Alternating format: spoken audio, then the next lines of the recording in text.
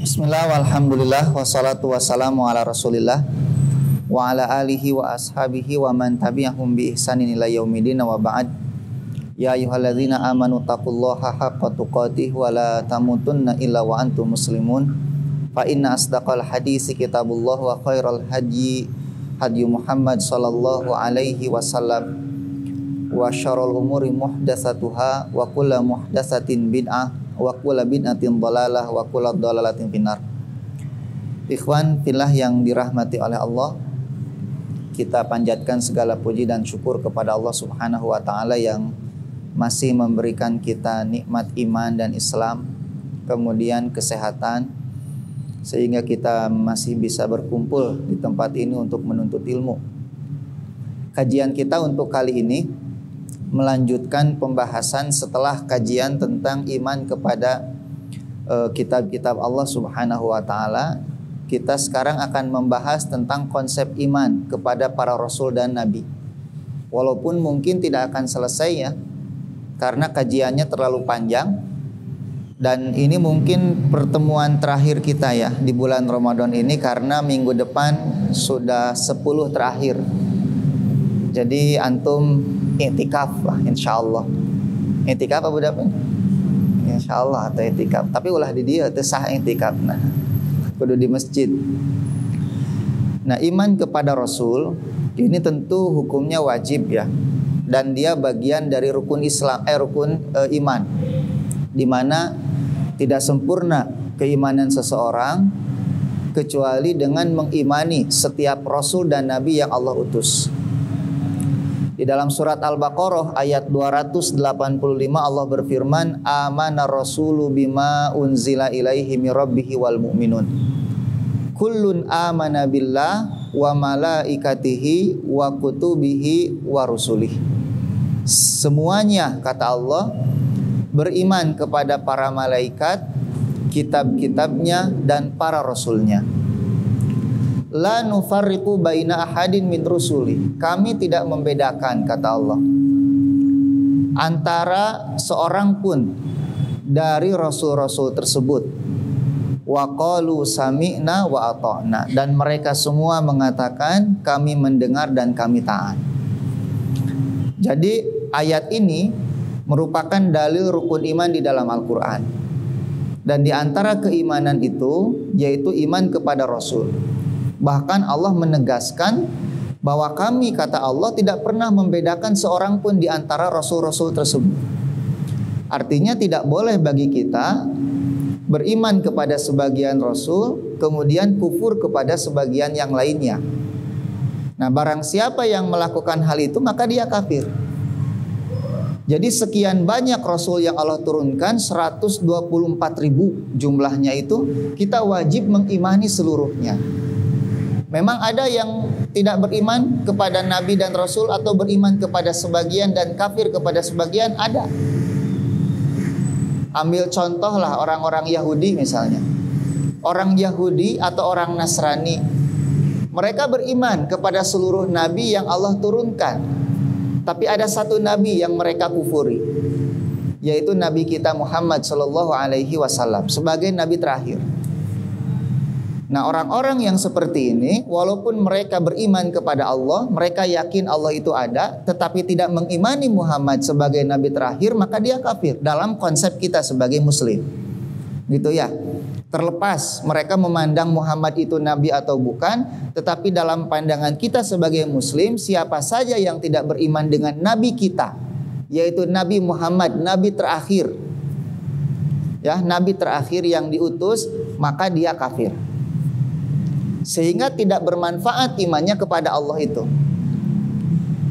Dia yakin misalnya Allah itu ada, dia yakin Allah itu harus disembah misalnya, tetapi tidak melalui syariat yang dibawa oleh nabi terakhir, maka keimanannya sia-sia. Makanya orang-orang kafir itu, kata Allah, dan kami hadapkan mereka kepada setiap amal yang mereka lakukan. Kami perlihatkan amal-amal mereka nanti di akhirat, faja'alnahu haba'an mansura. Tetapi amalan mereka itu kami jadikan seperti debu yang ditiup angin. Tidak bermanfaat, ikhwan. Ya, makanya tidak ada amal soleh yang dilakukan oleh seseorang kecuali amal itu harus melalui Nabi kita Muhammad sallallahu alaihi wasallam. Gitu ya. Kalau sesuai dengan tuntunan Nabi kita maka diterima, kalau tidak ya tidak diterima. Oleh sebab itu di dalam surat An-Nisa ayat 150 Allah menegaskan apa? Di dalam Al-Qur'an 150 misalnya innalladzina yakfuruna billahi wa rusuli. Sesungguhnya orang-orang yang kafir. Gitu. Jadi jelas ya, konsep kekafiran itu konsep final di dalam agama kita. Tidak perlu diganggu gugat dan gak perlu usil dengan konsep kita. Jadi orang-orang non-muslim yang di luar Islam gak perlu mempertanyakan tentang konsep kita di dalam masalah kekafiran. Jelas bahwa orang-orang kafir itu ada, gitu ya. Dan itu istilah bagi kita untuk mereka yang tidak beriman dengan Nabi kita Muhammad sallallahu alaihi wasallam, tidak beriman dengan Al-Qur'an.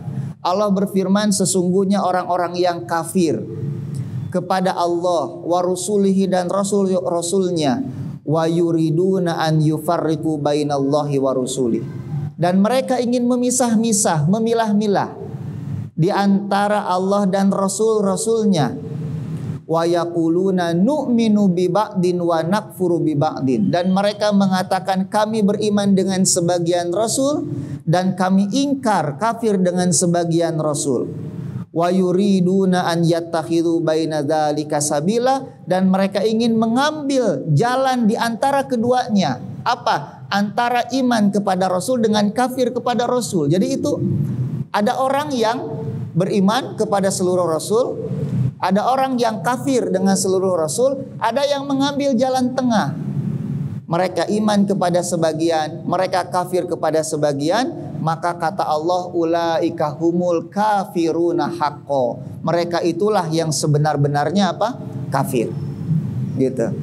Nah, makanya orang-orang yang percaya kepada Isa, percaya kepada Musa, percaya kepada Yusuf, Daud, gitu ya, tetapi satu saja tidak mereka imani, yaitu Muhammad sallallahu alaihi wasallam. Kata Allah, ulaika humul kafiruna haqqo. Itulah kafir yang sebenar-benarnya apa? Kafir. Gitu. Jadi antum tidak perlu ragu lagi, gitu ya, untuk mengatakan bahwa orang-orang yang tidak beriman kepada Nabi kita Muhammad sallallahu alaihi wasallam itu kafir. Apalagi sampai dia mengaku-ngaku sebagai Nabi ke-26 misalnya, ingin meluruskan kesesatan Nabi ke-25, dia yang sesat. Geus beunang can jelema eta? Asa can beunang keneh wae. Hese newak nu kitu mah. Ya, susah newak yang nangkep yang seperti itu. Terang-terangan di media sosial mengatakan seperti itu, bahkan menuduh NU membunuh berapa 3.000 orang-orang yang tertuduh PKI. Ini orang musuh bersama ini. Harus diperangi orang-orang seperti ini. Ulaika humul kafiruna haqqo, kata Allah. Mereka itu adalah orang-orang yang kafir yang sebenar-benarnya. Nah, makanya di sini dikatakan Allah Subhanahu wa taala menyematkan kalimat kafir itu kepada mereka yang mendustakan Rasul, memilah-milah di antara mereka di dalam keimanan. Iman kepada sebagian, kafir kepada sebagian, gitu ya.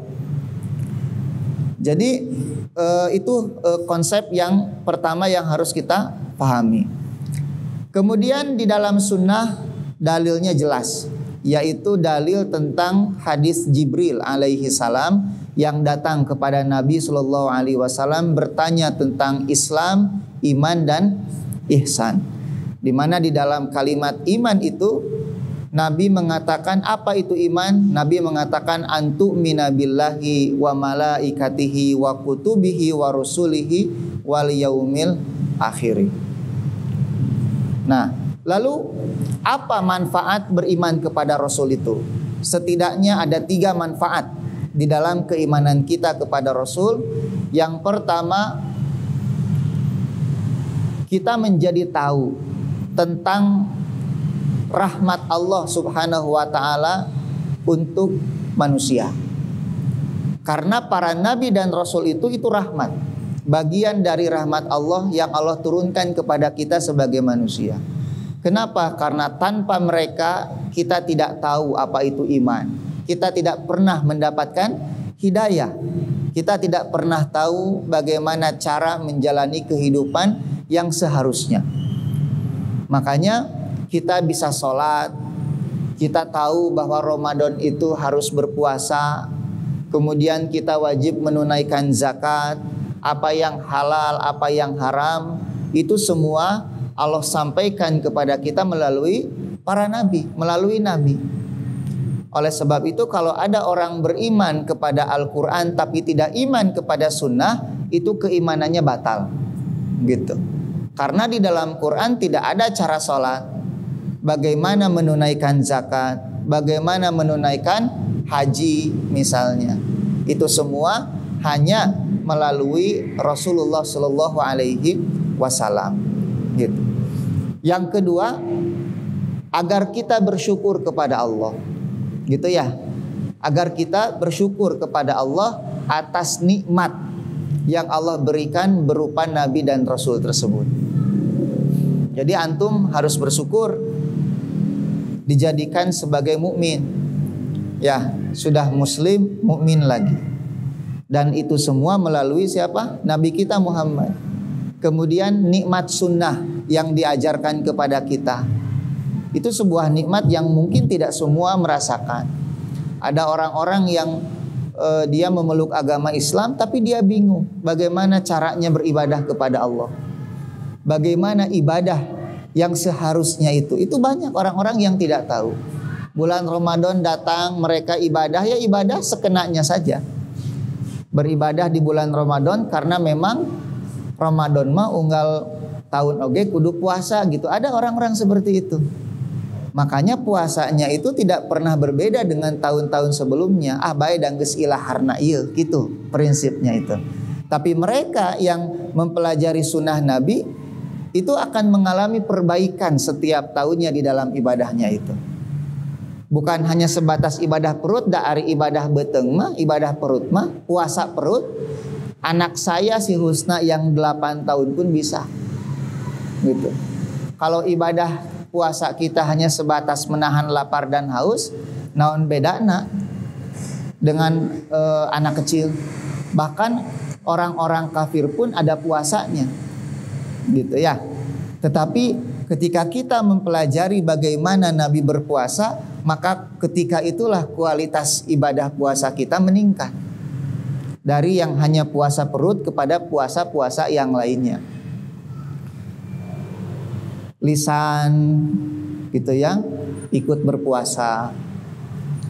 Bukan hanya tidak membicarakan yang haram, da ari nu haramat teu puasa ge teu meunang diomongkeun. Gitu ya. Menggibah misalnya, mencaci, menghina orang, itu tanpa puasa pun itu sudah haram. Gitu. Jadi orang-orang yang berpuasa dan mengikuti sunnah Nabi itu jangankan yang haram, yang mubah saja tidak sembarangan dia ucapkan gitu. Jadi orang yang betul-betul puasa di bulan Ramadan itu dia akan berpuasa menahan lisan, tidak mengucapkan kecuali yang baik-baik saja. Itu pun tidak selamanya dia harus berbicara misalnya. Maka diamnya emas, diamnya bicaranya perak, diamnya menjadi emas. Itu orang nu puasa. Matanya misalnya bukan hanya tidak melihat yang haram dan nu teu puasa ge ninggalin nu haram teu meunang. Maka orang-orang yang berpuasa itu kadang-kadang menahan matanya dari melihat yang dibolehkan. Antum teu naon sih jalan-jalan ka mall ninggalian barang tapi ulah sering teuing gitu. Hayo we mata teh dilihat dipakai untuk melihat jualan-jualan yang memang kita sendiri tidak sanggup untuk membelinya, stres nanti. Gitu ya, kahayang loba duit teu boga. Nya ari kahayang gede sakurata gitu cek bahasa Jepang nama. Antum tahu sakurata? Teu boga duit sakurata. Bahasa Jepang eta teh tong diseungsirikeun. Ya. Atau misalnya pahala ini puasa mendengar misalnya. Tong sagala didangukeun nu puasa mah. Kabeh berita didangukeun. Asup kana otak kabeh. Stres antum. Karena kita ini tidak bisa memaknai semua peristiwa. Orang-orang yang tidak sanggup memaknai semua peristiwa itu larinya akan stres. Capek secara fisik dan mentalnya. Akhirnya gede ambek gitu bawaannya teh.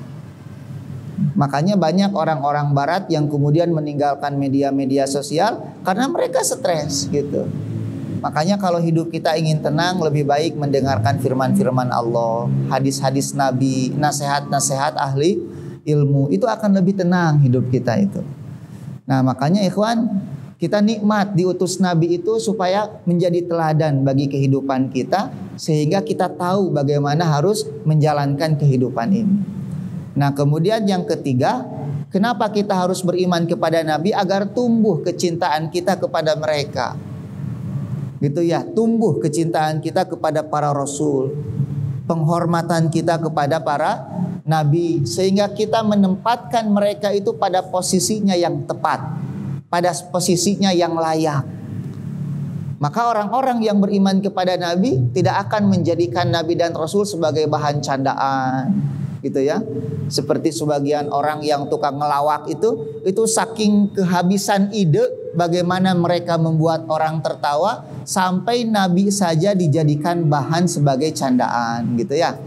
Siga saha kamari teh anu menjadikan Nabi Ibrahim sebagai candaan teh? Prank terbesar abad ke-20 cenah gitu. Rek mencit anak terjadi.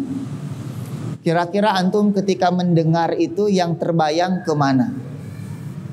Ya, mau menyembelih anak tidak jadi katanya gitu. Itu prank terbesar abad ke-20. Kira-kira ketika antum mendengar hal itu, apa yang antum bayangkan? Saya yakin semua kita akan membayangkan Nabi Ibrahim alaihi salam, karena tidak ada kasus yang seperti itu yang kita kenal kecuali kasusnya siapa? Nabi kita Ibrahim. Itu kekufuran itu. Ya, hati-hati. Nabi dan Rasul itu tidak boleh dijadikan bahan candaan. Saya yakin orang-orang yang seperti ini itu orang-orang yang tidak menghormati dan mencintai para nabi gitu.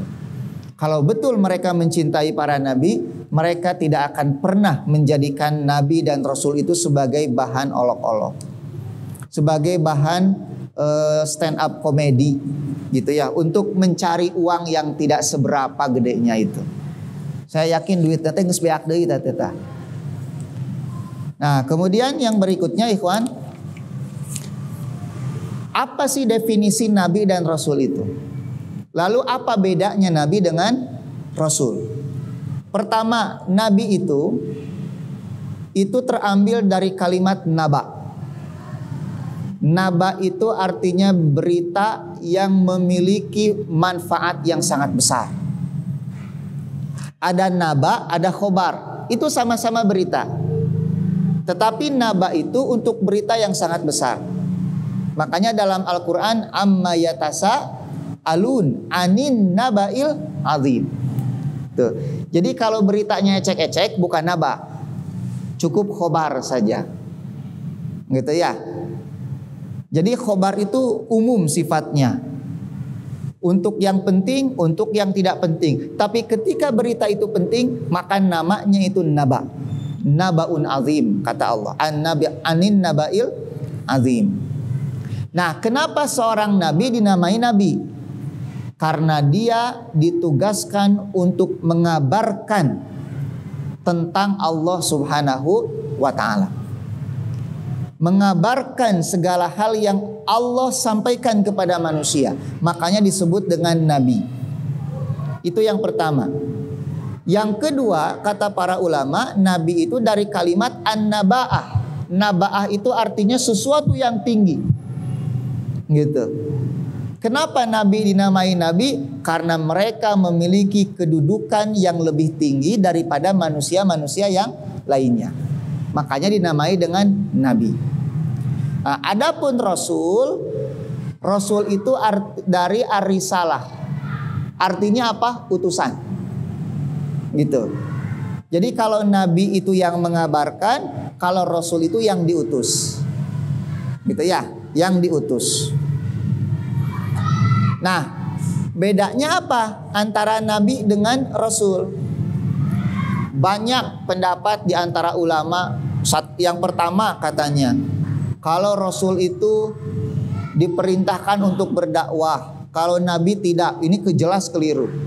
Kenapa? Jangankan Nabi, kita saja diperintahkan untuk berdakwah.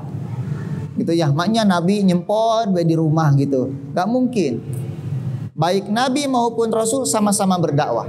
Karena dakwah itu bukan hanya tugas Nabi dan Rasul, bahkan seluruh kaum muslimin diperintahkan berdakwah sesuai dengan apa? Kemampuannya, sesuai dengan fungsinya, apa yang dia miliki. Jadi jelas yang mengatakan Nabi tidak diperintahkan berdakwah itu pandangan yang apa? Yang salah. Nah, yang kedua, ada yang mengatakan kalau Rasul itu mendapatkan risalah yang baru, sedangkan Nabi hanya melanjutkan risalah nabi-nabi sebelumnya. Ini pun tidak tepat. Gitu ya, ini pun tidak tepat. Kenapa? Karena Harun itu Rasul, tetapi dia melanjutkan risalahnya siapa? Musa alaihi salam. Gitu. Atau misalnya Nabi Yusuf, Nabi Daud, Nabi Sulaiman itu Rasul, dan mereka melanjutkan risalahnya siapa? Ibrahim alaihi salam. Gitu. Jadi kurang tepat mereka yang mengatakan bahwa Rasul itu mendapatkan risalah yang baru, sedangkan Nabi melanjutkan risalah yang sebelumnya. Nah, Musa itu dengan Harun. Harun tidak mendapatkan risalah baru. Baik Harun ataupun Musa itu sama-sama melaksanakan apa? Taurat. Bahkan Nabi Daud, Nabi Sulaiman itu kitabnya apa? Zabur. Sulaiman berada di atas syariat Taurat juga. Gitu. Nah, jadi yang mengatakan seperti itu kurang tepat. Nah, yang paling tepat itu Nabi itu diperintahkan berdakwah kepada orang yang beriman. Sedangkan Rasul diperintahkan untuk berdakwah kepada orang beriman dan orang kafir. Nah, ini perbedaannya. Gitu ya. Jadi yang membedakan antara Nabi dengan Rasul itu adalah objek dakwahnya. Kalau dia diutus kepada orang yang sudah beriman, gitu ya, mengajarkan agama kepada mereka yang beriman kepada Allah, maka itu namanya Nabi. Tetapi dia yang diutus kepada orang kafir dan orang beriman sekaligus, maka itu namanya Rasul. Makanya kenapa Nabi Muhammad itu Rasul dan Nabi? Karena Nabi Muhammad itu diutus kepada orang-orang kafir. Gitu. Diutus kepada orang-orang Quraisy yang ketika itu menyembah berhala, mengagungkan patung-patung. Maka Nabi Muhammad diutus kepada mereka untuk mengajak mereka kembali kepada Allah Subhanahu wa ta'ala, sehingga disebut dengan Rasul. Musa disebut Rasul karena mengajak kepada Fir'aun yang kafir, kepada Qarun, kepada siapa lagi? Haman, agar mereka bertobat kepada Allah Subhanahu wa ta'ala. Nah, jadi perbedaan antara Nabi dengan Rasul itu dilihat dari objek yang didakwahi. Kalau Rasul itu berdakwah kepada mukmin dan kafir sekaligus, kalau para nabi itu berdakwah kepada orang-orang yang memang sudah mengenal Allah, beriman kepada Allah Subhanahu wa ta'ala. Karena mungkin bermaksiat setelah keimanan mereka, maka diluruskanlah oleh para nabi itu agar mereka tidak bermaksiat kembali, gitu ya. Nah, itu bedanya ikhwan antara nabi dengan apa? Dengan Rasul. Lalu bagaimana caranya beriman kepada Rasul itu? Cara beriman kepada Rasul itu ada dua. Yang pertama iman secara mujmal, yang kedua iman secara tafsil. Gitu ya. Yang pertama iman secara mujmal, iman secara global. Pertama, kita meyakini dengan sebenar-benarnya ya keyakinan bahwa Allah Subhanahu wa ta'ala sudah mengutus Rasul kepada setiap umat. Jadi tidak ada satu umat pun yang hidup di muka bumi ini kecuali pernah diutus Rasul kepada mereka. Makanya ya ada kemungkinan bisa jadi dulu pernah ada nabi yang diutus ke Nusantara misalnya. Jauh-jauh hari sebelum Nabi Muhammad SAW datang. Kenapa? Dalam surat An-Nahl 36 antum baca, walaqad ba'asna fi kulli ummatin rasulan. Sungguh kami telah mengutus kepada setiap umat seorang rasul. Ani budullaha, hendaklah kalian menyembah kepada Allah, wajtanibut tagut, dan menjauhi apa? Tagut. Ada berapa semua nabi dan rasul itu, ikhwan? 124.000. Coba antum bayangkan sebanyak itu nabi dan rasul. Yang rasulnya saja berapa? Rasul secara khusus. Kalau dijumlah dengan nabi 124.000, yang rasulnya khusus itu ada 315 orang. Yang kita tahu cuma berapa? 25. Kemana sisanya? Kita nggak tahu. Maka kita beriman secara global bahwa ada nabi-nabi, ada rasul-rasul yang Allah utus kepada manusia dan kita nggak tahu, tapi kita imani. Gitu ya. Nah, itu dalam surat An-Nahl. Aku telah utus kepada setiap umat, kata Allah, seorang rasul. Banyak spekulasi, bahkan ada yang berspekulasi bahwa Siddhartha Gautama itu katanya dulunya rasul. Ada yang mengatakan itu Nabi Idris katanya. Wallahu a'lam bishawab. Kita tidak boleh menetapkan seperti itu kecuali kita punya dalil. Dan dalilnya harus dari Al-Quran dan Sunnah. Gak bisa sembarangan. Karena itu perkara gaib. Nah, yang gaib hanya Allah yang tahu. Maka kalau kita mau berbicara tentang yang gaib, harus ada dalilnya, Al-Quran dan Sunnah. Ini orang-orang yang mengatakan Siddhartha Gautama itu Nabi Idris misalnya, itu harus mendatangkan dalil. Apa dalilnya? Gitu ya. Nah, selama tidak ada dalil, tidak ada penelitian yang bisa dipastikan benarnya, maka kita hanya mengatakan wallahu a'lam. Kalau Yesus jelas itu seorang nabi dan rasul dalam keimanan kita, bukan Tuhan. Walaupun kemudian dipertuhankan oleh orang-orang Nasrani. Orang Yahudi mempertuhankan nabi tidak? Ya, ada seorang nabi yang dipertuhankan oleh Yahudi, namanya siapa? Uzair. Nah, orang-orang Yahudi mengatakan Uzair ibnullah. Uzair itu anak Allah, gitu ya. Sama seperti orang Nasrani yang mengatakan Isa sebagai anak Allah, gitu. Tetapi kita mengatakan qul huwallahu ahad, Allahus samad, lam yalid walam yulad walam yakul lahu kufuwan ahad. Itu keyakinan kita.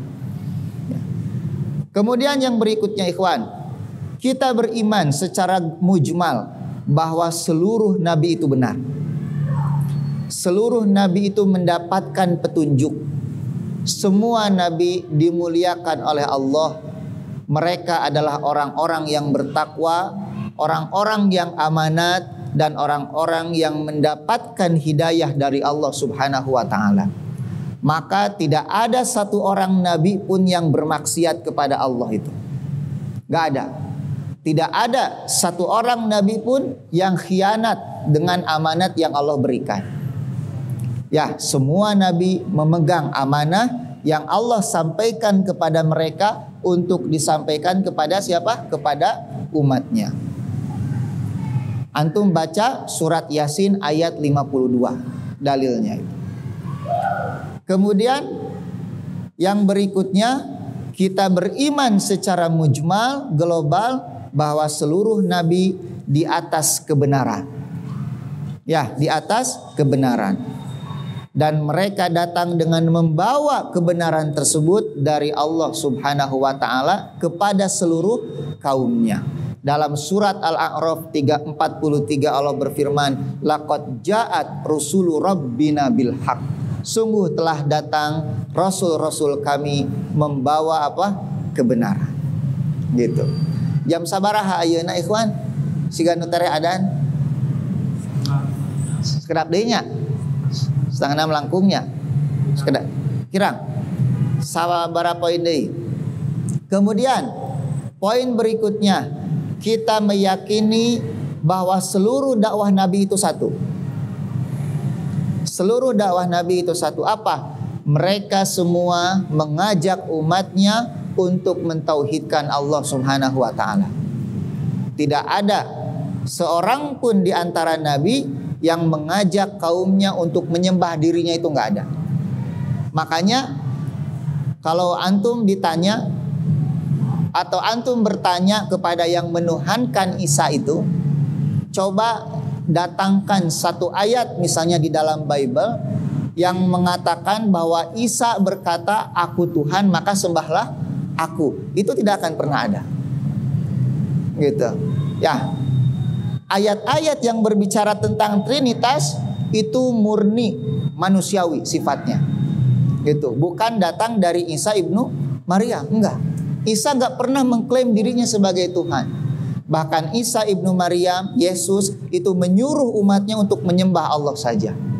Gitu ya, semua seperti itu. Makanya dalam surat Al-Anbiya ayat 25 Allah berfirman, "Wa ma arsalna min qablika min rasul." Dan tidaklah kami mengutus seorang rasul sebelummu wahai Muhammad, illa nuhi ilai, kecuali kami wahyukan kepadanya, annahu la ilaha illa ana fa'budun. Tidak ada ilah kecuali aku, kata Allah, maka sembahlah aku. Itu semuanya seperti itu. Makanya semua kitab isinya sama tentang ketauhidan. Ya, tidak ada yang mengajarkan Allah itu tiga, tapi satu tapi tiga, nggak ada. Atau Allah punya anak, itu nggak ada. Dan itu keyakinan kita sebagai Muslim. Kemudian yang berikutnya, kita beriman bahwa semua Nabi dan Rasul telah menyampaikan seluruh risalah yang diperintahkan oleh Allah untuk disampaikan kepada manusia. Tidak ada yang disembunyikan sedikit pun. Makanya tidak perlu lagi kita membuat cara ibadah baru di dalam agama kita ini. Karena semuanya sudah dijelaskan oleh Nabi kita Muhammad sallallahu alaihi wasallam. Makanya Allah menegaskan, al-yauma akmaltu lakum dinakum. Hari ini aku sempurnakan bagi kalian agama kalian. Oleh sebab itu Imam Malik mengatakan apa? Barang siapa yang mengada-ngada satu bid'ah di dalam agama ini, maka dia telah menuduh Muhammad sallallahu alaihi wasallam mengkhianati risalah. Gitu ya. Kenapa? Karena dia secara tidak langsung menganggap bahwa Nabi Muhammad menyembunyikan satu ibadah sampai dia harus membuat ibadah itu sendiri gitu. Ya. Makanya sesuatu yang di zaman Nabi bukan bagian dari agama, sekarang pun bukan bagian dari agama. Gak repot agama kita itu, ikhwan. Yang membuat repot itu kitanya. Geus pugu eueuh contona der dilakukan. Sampai ada sesuatu bid'ah yang dianggap ibadah yang harus mengeluarkan uang sampai puluhan juta. Untuk apa coba?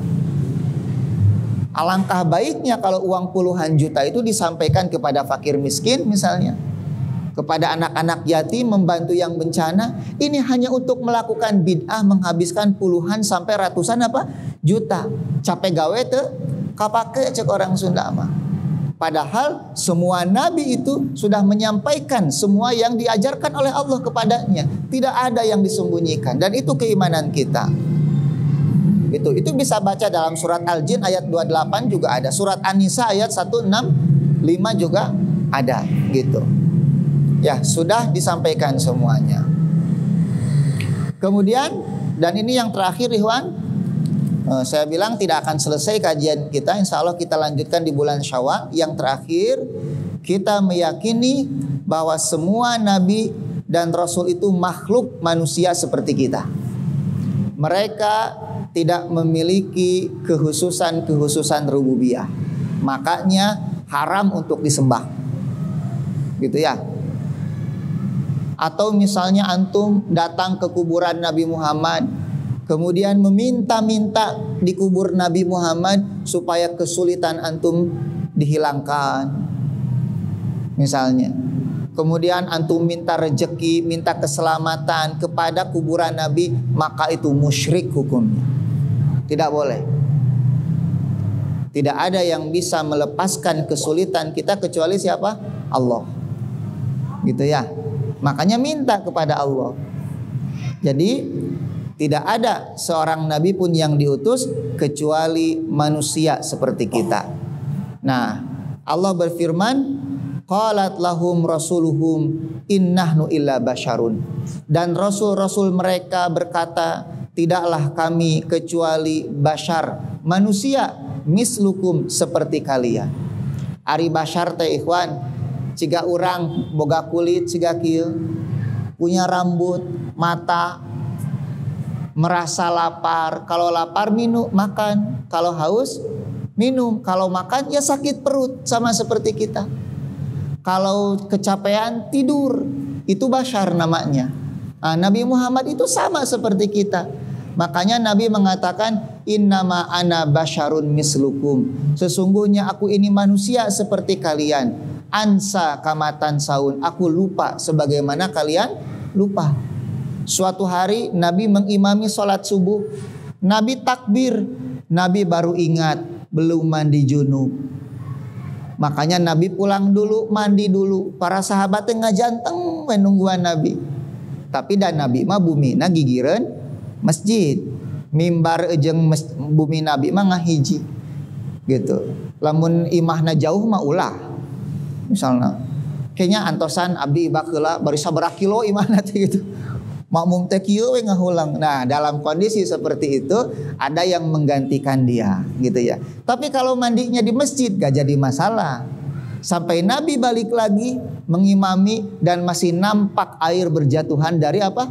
Rambutnya. Nabi pernah sholat asar 2 rakaat, diingatkan oleh sahabat. Dikosor sholatnya Rasulullah atau engkau lupa? Gak dikosor, aku gak lupa. Kata Nabi, gak lupa gak dikosor. Kata sahabat, bala nasita ya Rasulullah, engkau lupa. Maka Nabi menambah sholatnya 2 rakaat.